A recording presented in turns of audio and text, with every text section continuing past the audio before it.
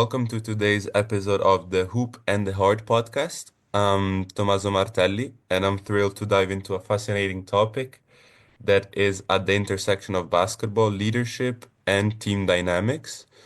In today's episode, we're going to explore the role of informal player coaches in amateur basketball teams and how they shape leadership and team cohesion in environments with limited formal coaching support. Um, the question that drives this conversation today will be how do informal player coaches shape leadership and team dynamics in amateur basketball teams with limited coaching involvement? It's a question that doesn't just look at basketball tactics, but also delves into the emotional and psychological aspects of team cohesion, motivation, and peer influence. And as we explore today, we'll understand how players and like my guest Gil today balance the roles of teammate and leader, and what impact has on the team's overall success.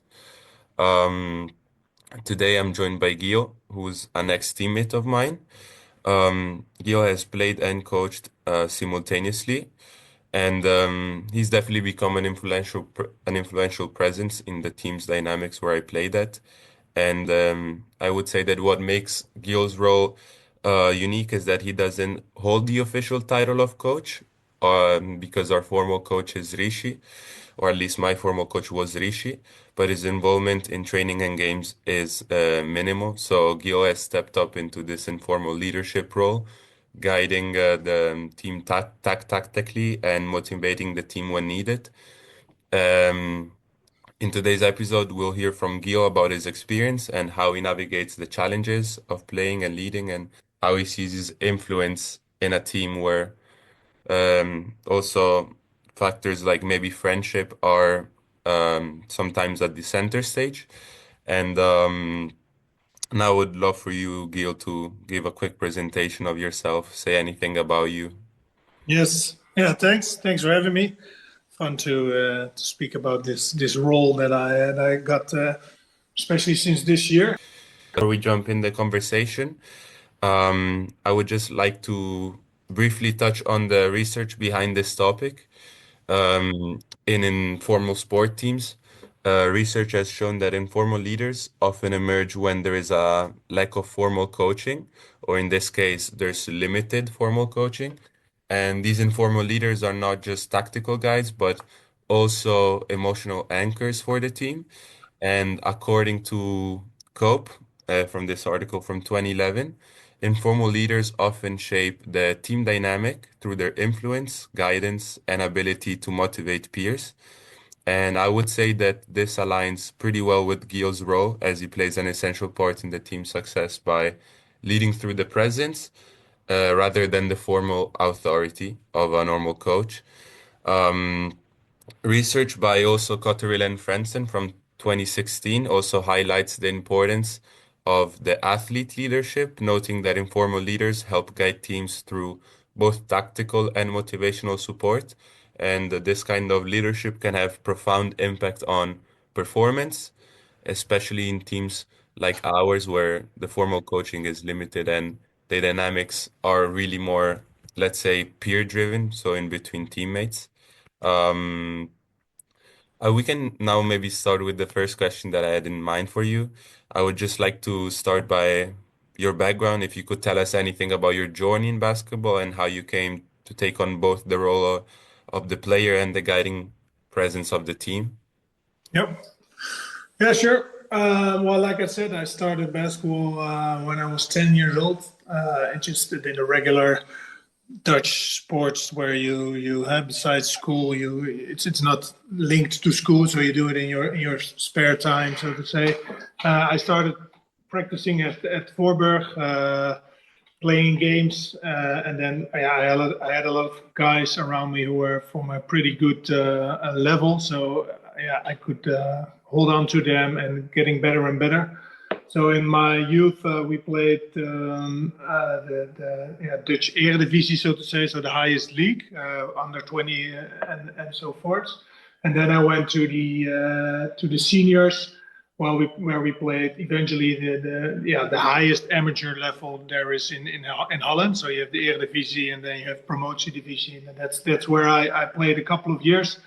I was always at that moment, I was not the best player, but not the most gifted player, but was mostly, I was a captain most of the time in the teams because I was that informal role that you mentioned, the leadership that I took, working hard, leading by example, these kind of things. These were linked to my basketball career all the time until COVID came. We had to stop. At that time, I got kids, so I stopped playing as well for myself. Couple of years, and then I wanted to train again. I trained with my former team, still at the Promotiedivisie, but playing games through the whole of the Netherlands was a bit too much. So then I stopped again, and I think last season I picked up to play with a team. This year I decided to go back to Voorburg, having a new team, and was one guy I used to play with in the Promotiedivisie. I knew who was going to play there, and some other guys. So I said, let's go. Let me go there and be part of that team as from this year. So I called up some old friends, old teammates as well, and said, hey, I'm going to play there. Let's go there together. Then I came in contact with Rishi, who was formerly the coach at the time, and I knew him from the club. And yeah, I said, hey, what are you going to do about the coaching? So he did the selection, so to say, but they were looking for a coach. And then in the summer, I decided, or I proposed to him to say, hey, why can't you and I pick up this coaching and playing? I can try to do both. It would be new for me, but I think playing on a lower level than I used to be, I think I would be able to manage. And if you can help me out and we can do it together, that could be a good back and forth, so to say.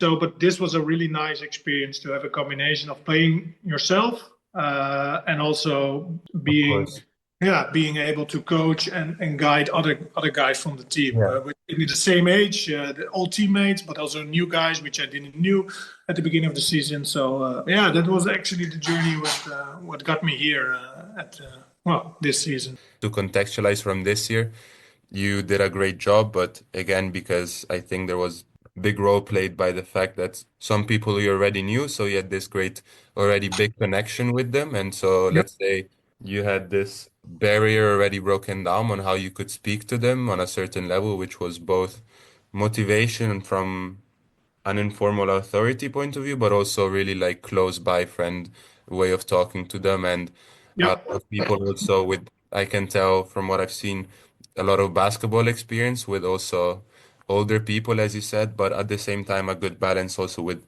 young people. And let's get on to maybe the next question. And I wanted to ask you, as a player coach, how do you approach the balance between playing and contributing tactically during training or matches? Maybe sometimes even when Rishi, as the official coach, takes more just of a formal presence. Yeah. Yeah, indeed. That's a good one, and sometimes was harder than the other times. I think training, I did all of them. That was purely because of my experience I had already in basketball and playing on a high level. And Rishi hasn't got that. He did some coaching on some youth teams, but not always on a high level. So I knew already from the beginning of the season I knew what is needed to get this team ready. But at the same time, it was also a team of friends, so to say. Not everybody knew each other, but if you play at this level, it goes about fun. It doesn't. Yeah. Everybody needs to play. Everybody needs to have fun. So that's what I brought into the training from the beginning, and say, hey, we're gonna play a lot in practice. So we don't have to do drills and all these kind of things to get better per se, but just having fun, playing a lot, and then using moments to get some tactical things in, to get some plays ready, so that we are ready during the games to do something extra, which the other teams probably don't have because they just play for fun, so to say. So in training, that went really natural, so to say. So I prepared the first couple of trainings in my head and say, okay, this is what I want to achieve. These are the players that we have. So I thought, okay, let me put in these kind of plays so that everybody is involved and we are using the abilities of every person in the correct way. Yeah, and then the coaching, I asked Rishi was not always present, so now a couple of games we had to do it ourselves as a team. And when he was there, he mostly took on the substitutions, so he made sure that everybody was involved in getting playing time. And then every time out, every huddle, I took the board and Yeah. wrote out a play or set down the defense, things like that. And that was sometimes, especially with the more tougher games, yeah, that sometimes it was hard because Mhm. I had to focus on playing myself Yeah, of uh, course. in the best possible way, and then also be involved with everybody in the team. So that was a challenging thing, but yeah, I think most of the games it went pretty well, and Yeah. maybe one or two. It would be preferable to have somebody else at the sideline having a good view, and we reflect on it as well. But I think most of the time it went really natural to do that. Yeah. Yeah, myself. That's really good to hear. Honestly, because in my head, of course, you have your years and experiences. You also have your life outside of basketball. You're a 36-year-old now, but I would imagine a lot of players, and I'm sure you might have done also it unconsciously, but a lot of player coaches that might, because of maybe a bad basketball day that day, let's say during a match when they're not playing to the level they want to play, so they get stressed and they might maybe transmit the stress to the rest of the team or not be able to calm down the nerves from basketball because maybe they're the ones not playing the best and things are not working, but you're also part of the team. So as much as everybody else is needs to pick it up, you also need to pick it up himself, but at the same time, you need to Yep. say this while motivating others and maybe you need to motivate yourself sometimes as well. So Yep. I'd say it's a pretty good balance for it. That's why I wanted to move on to the next question and ask you, what do you think motivates your team to look to you for guidance during training or games, especially considering that some of the guys are also your friends and some are not? Yeah, yeah, I thought about that question as well because what you said it is a hard combination sometimes that I'm a player as well, so I have emotion as well, and I can play bad as well. But yeah, that was definitely sometimes the hard part, and why I think it was successful, as I may say it myself, was because I still think it's because of the experience that I got and being not too emotional on the field. So I could I'm always not too emotional during trainings, during games, and that's something I think people picked up and they say, hey, if he's our captain or he's the coach now and he is doing easy, I can do easy as well, and I should be doing easy as well. So that is what I mostly did is try to keep calm in the team, and people have emotions, and what you say, sometimes people have a bad day or not a bad day, it doesn't matter. But I think looking at me and seeing that I'm calm and relaxed in how I train, but also how I compete in games, I think that was something that they picked up. And also with the more experienced guys, it helped me that the sort of more experienced ones were the ones I knew already for a longer time because I know how to deal with them. I know how they play for maybe 20 plus years. So I know how to sort of handle them. And sometimes when there was friction and people were complaining about each other, I mostly knew what to say to each of these players. And I could also uh, point out everybody's responsibility in the team. Or- So I have have to hold back, not because they're friends of mine, and not because I don't know them or they're new in the team. I treated everybody in the same way, and I think that is something that everybody appreciated in my approach. That I treated everybody in the same way in the team. Yeah. Mhm. Um, in this team, there were a lot of guys that I would feel really happy also to hear advice from, tactical advices during training. You know, it's maybe not just you, but there's a lot of the guys, mostly I have to say about the four and the fives, because I have to say how much I'm impressed by seeing the fives here in the Netherlands, which the fives, where the people listening are the centers, how much Mhm. more knowledgeable and aware they are on the court compared to the fives in Italy, where they might just follow a play, but here the fives are the not the main roles, but they move a lot in the plays here. Like They always move up and down. They always bring in a screen, and I have to say that their tactical advices and everybody's from the team was really nice to hear from. All right. I got two last questions for you, and then we can start closing this. You can answer how quickly you want to them. They're pretty short. The first one, it was if you could share any specific example of when you helped motivate the team or make a tactical change that you think really positively impacted the game. And even if this input didn't come from Rishi, like in that moment, like what was an example that maybe came from your head, from your ideas in the moment during a match? I think it's not one particular moment, Hmm. but every first play of the game, I drew something on the board to say, okay, this is the first play we're gonna play. And I think we played 19 matches, and I think 15 or 16 of these matches we get a really good open first shot for one of the teammates, and mostly it's not was not for myself. I drew it for somebody else. I think those were the examples that I had a really direct influence on the game by these kind of moments, and I Hmm. use those timeouts really to help the team prepare a first good shot, which whether it went in or not, it was always a good shot in the Yeah. beginning. I have to say that, yeah, maybe sometimes my coach from the last team was maybe a bit too messy on drawing play. So definitely a good thing to have clarity, especially on the first play, to bring maybe the morale up since the beginning of the match, so that you Yeah, start on a good note. Definitely. everybody is happy if you have a good first. Exactly. If And it's maybe a play where everybody touches the ball so that everybody's already touched the ball and then open shot, good morale for the team. And last question, I just wanted to ask something about your collaboration with Rishi. And yeah. I wanted to ask how this dynamic works, especially since he has this formal role, but Mhm. maybe isn't really vocal during training or matches. How do you two collaborate in moments, mostly in matches because trainings are mostly on you, but let's say in matches, how do you guys have that balanced collaboration? Well, we talked before games. Always, we had a tactical plan. I shared it with him and say, "Hey, I think this is needed for today." But I think 90% of all the tactics came from me, and he helped. Mostly, it was more about the substitution because that was something I have when I was playing, and I made a lot of minutes myself during the game. It was always handy to have him doing that. But yeah, it was always before and after the game. I think once in the 2 weeks we evaluated sort of what went good, what went wrong. Yeah,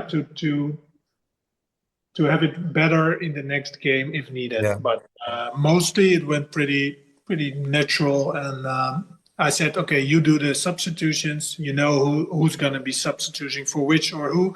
But sometimes if I saw that it was tactically better to have Mhm. somebody on the Yeah, of field that I think was on the bench for too long, I just shouted from the field, course. hey, put him in or put him in. Let's give him in some playing time. But yeah, because it was a French team, it was also when he was not there, the substitutions game itself, everybody subbed Yeah. it in because we had a lot of experience in the team itself. So I went pretty natural, I would say. Yeah.